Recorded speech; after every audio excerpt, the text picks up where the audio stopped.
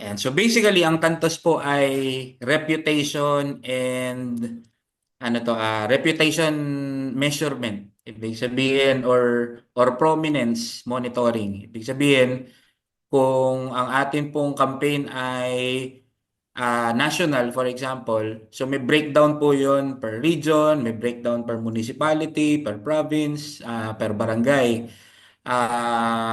Usual po naming experience, yung mga national campaigns, may kanya-kanyang clusters ng pagmamanage. But ang nire-resolve po ng Tantos ay makonsolidate ng mas mabilis yung monitoring kung sino ang kakampi, sino ang kalaban.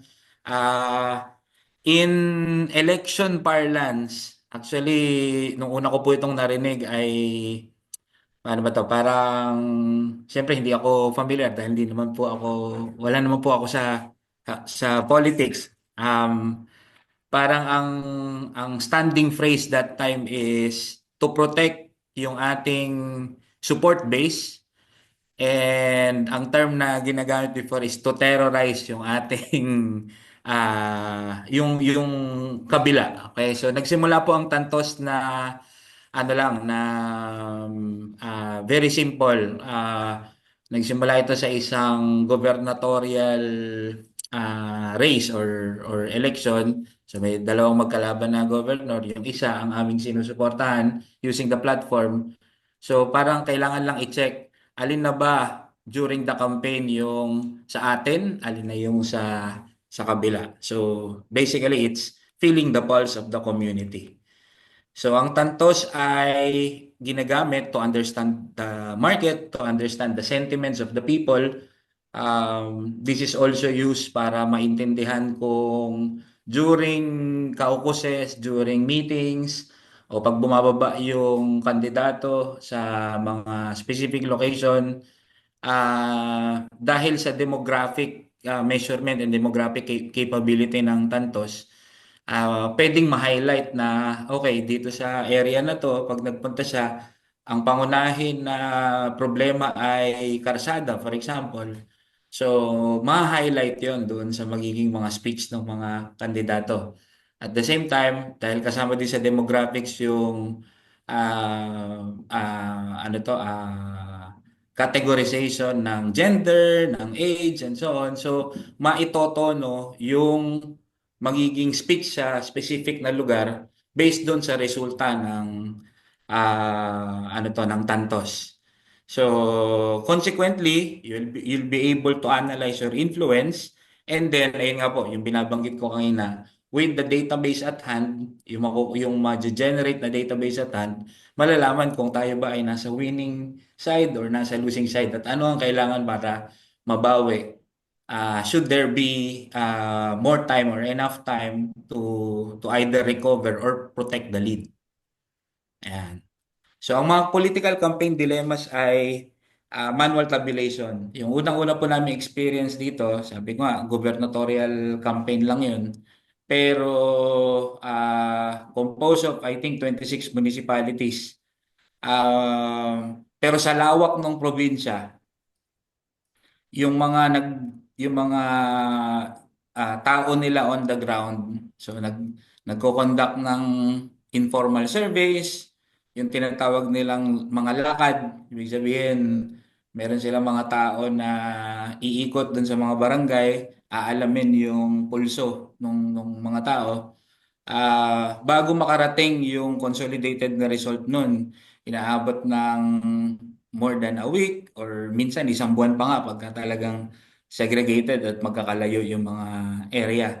So, iyon ang unang-unang ina-address ng Tantos. Parang if you have your political machinery, you have your people on the ground, meron silang paraan para maibalik agad sa HQ or sa ating war room na kung sa specific ba ng mga lugar ay ano ang katayuan natin, ano ang katayuan ng kampanya.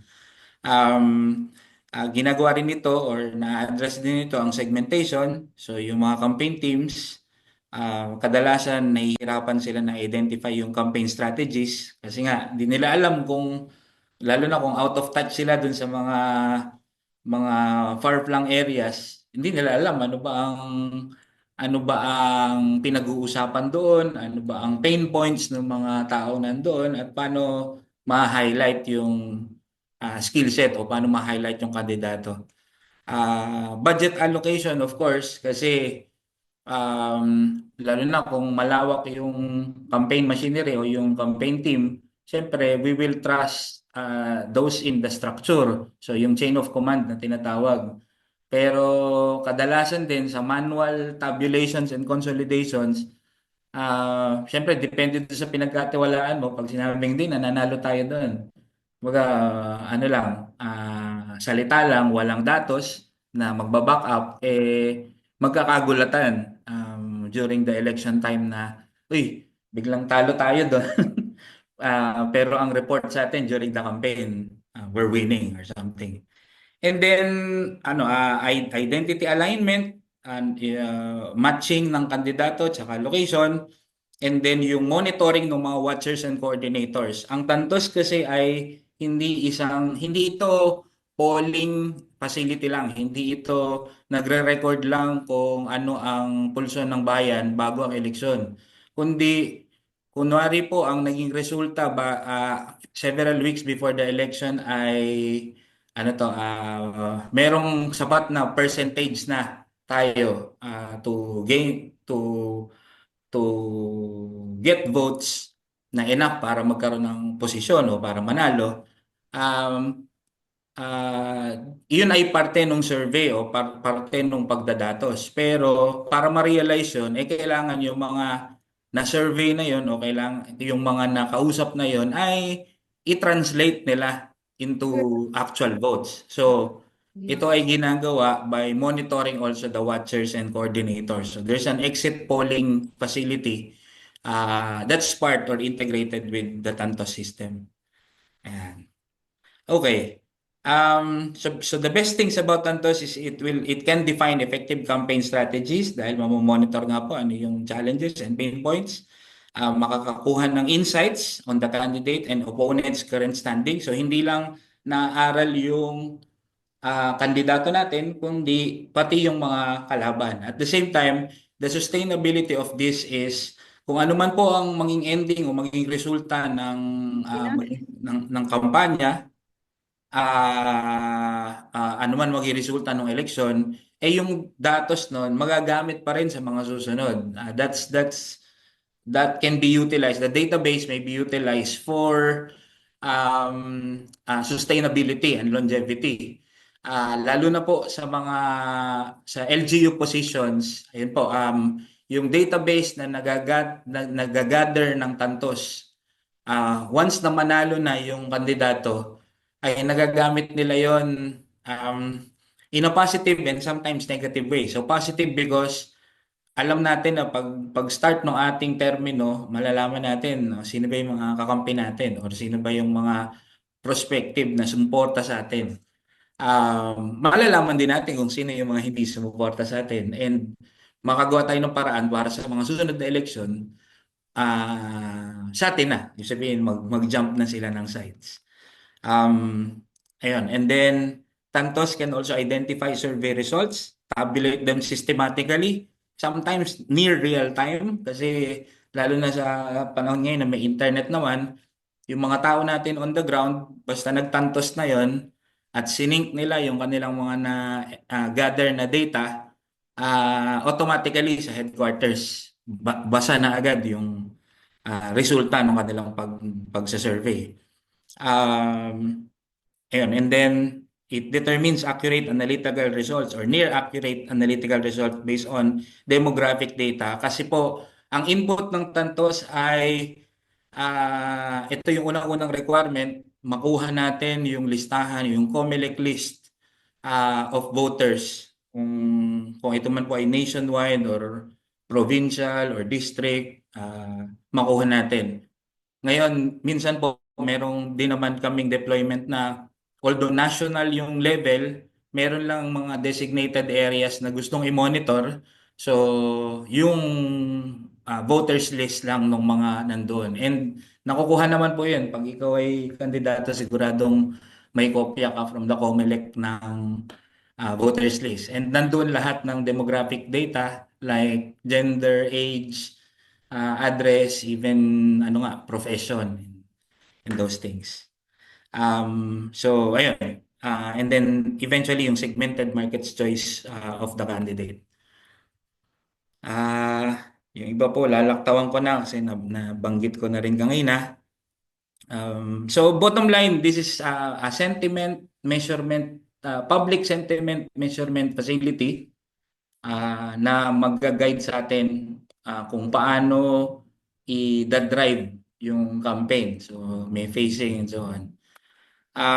So dito po sa screen kung makikita nyo, merong mobile app component ang Tantos. So ito yung ini-issue dun sa mga tao natin on the ground. So bawat na siya ding magsisilbing eventually mga watchers or poll watchers at coordinators. Sa tema po ng local government, minsan ang ina-activate nila dito yung mga mother leaders, yung mga head ng mga tanod, or meron silang mga sarili nilang grupo. So, ang Tantos ay may user management, may voters management, may analytical dashboard, may schedule management. Kasi sa isang lugar, pwedeng 3 o 4 na beses i-run yung surveys para malaman kung nag-i-improve ba o ano ang takbo ng kampanya doon. And then report management. So sa user management, dito sineset yung coordinators per location, local, provincial, regional, national. Merong overall admin na kasama po sa service na binibigay namin for Tantos. Merong coordinators kada level. Merong pag-edit ng coordinator, kumbaga, this is a total coordinator or set of coordinators management system na malalaman natin sino ang nagpapatakbo ng mga areas natin of the campaign. Merong mga safety measures dito kasi kaya po may user management kasi ayaw din natin na kunwari yung mga tao natin on the ground biglang sumakabilang bakod, dala-dala nila yung datos natin. So may paraan para yung data natin ay maprotektahan depende dun sa status or situation ng ating mga coordinators. Ayan po. Merong voter management system. So ito ay import-export lang. So pag nakuha na natin yung listahan ng voters from COMELEC, ipapasok lang po natin dito. And automatically, isa-segregate na yan via the coordinator list that we have set. So meaning kung ikaw ay coordinator sa isang barangay, ang makikita mo lang ay yung listahan ng botante na nakapaloob dun sa yung area. Okay? Hindi mo makikita yung sa iba. Ang makikita lang nun ay headquarters o yung ah, national level na or provincial level. So depende sa structure po na i-define natin. So merong voters management and merong analytical dashboard. So dito po yung summary agad. So ito ang kadalasan na gamit or pinaka-utilize ng people sa headquarters. So makita agad nila kung ang target area ay ganito karami, ilang porsyento na nun ang nasuyod para ma-survey, ano ang resulta ng pagsuyod o pag-survey doon sa areas, and some other reports like sa area na to, ang problema nila ay for example, presyo ng bilihin, dito naman ay mga sakuna, dito naman ay pangit na karsada, dito naman ay law and order. So, yun po, ma-highlight yung mga issues to cover dun sa dashboard natin. So, and then, merong schedule management. So, set time and date as to when coordinators can access Tantos.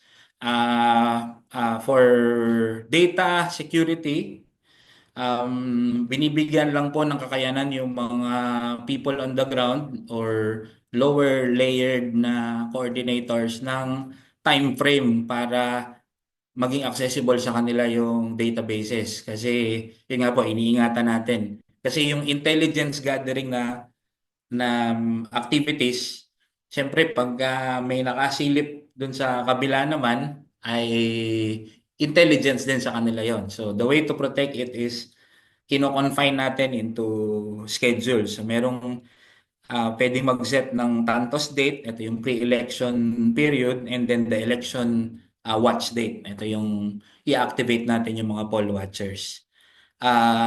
During election, part ng trabaho ng poll watchers ay i-check kung sa mga presinto yung porsyentong ng mga botante na hinahabol natin ay ma-achieve. Dito po kadalasan nagmo-mobilize nung tinatawag nilang hakot system. So for example po, sa papaliitin ko muna pinakamaliit na unit. Sa isang presinto, kunwari based sa pre-election surveys doon, basta basta nakapag-record ng 80% turnout yung voters, sure win with, let's say, 60% of that 80% goes to our candidate. Ngayon po, kung yung sa ibang mga lugar, dahil alam din yun, for example, nung kalaban, pipigilan nila na bumoto dun sa presinto na yun. So, dun sa side naman ng mananalo, dun naman yung, hindi pa nagbumoboto yung mga tao. Maghakot na tayo. So, dun papasok yung hakot system. So, Tantos will provide that information para i-alert or i-notify na, uy, kailangan na nating umaksyon. Either maghakot or, ayun nga po, pwedeng magpigil. Ah. And then, yung final report management. So, we can quickly generate reports by province. Kung ika-categorize natin na kakampi, kalaban, kung multi-candidate naman or we're managing a party, then pwede rin po natin i-configure na ganun. Kailangan lang po namin malaman paano yung configuration. We will set up the platform and then ayun po, i-deploy na yun. We usually have a turnaround time of 2 to 3 weeks from configuration to actual deployment. And then once na ma-deploy on a daily basis, there are reports that can be obtained from the platform. Ayun. And finally, ayun po, yung para lang may idea paano yung setup, paano yung deployment. So, the candidate or the campaign team must appoint their coordinators if hindi pa nag-exist or kung nag-exist na, de-activate lang natin. We migrate the list of voters coming from COMELEC or kung may informal tayo na listahan, and then we segment based on candidates, kakampi, kalaban, kapartido, undecided. And then we tabulate the percentage and charts of total count before election, before pre-election or campaign period, several weeks before the actual election, and then during the election. And then merong after election activities din, lalong-lalo na kung manalo yung ating kandidato. And then finally, yung last is we end up with a categorized database na as I mentioned kanina, magagamit even after the election meron nga po kaming dineployan before na LGU lang ito. So Mayor, ang kwento niya, yung database na yon kasi meron siyang parang nakaschedule na twice a month na tulong sa bayan. So ang nagaganap po doon yung mga may kailangan like palibing, pakasal, paggamot, may pila doon sa kanyang opisina sa Municipal Hall. So parang nagpapalista yung mga tao. Bago pa pumasok doon sa opisina niya yung tao, alam na niya kumbaga natag na ito ay kumampi sa atin ng last election based sa report. Tapos, yun na rin ang ginagamit nila na database. Doon nila ninonote na binigyan ko ito ng ano to ng pang pangpagamot nung ganitong buwan. So kaya ang joke nga po meron kasing mga citizen na minsan nagpalibing na last year, nagpapalibing na naman ngayon na same tao. So nare-record nila nila mayor yung ano to activities dun sa mga citizens. Kaya ano ginamit ko lang po yung example na yun as a subtle use case or para pong senaryo kung saan talaga nakakatulong based on our experiences, based on our deployment experiences, itong aming platform. So, ayun po. With that, if you have questions, let us know lang po.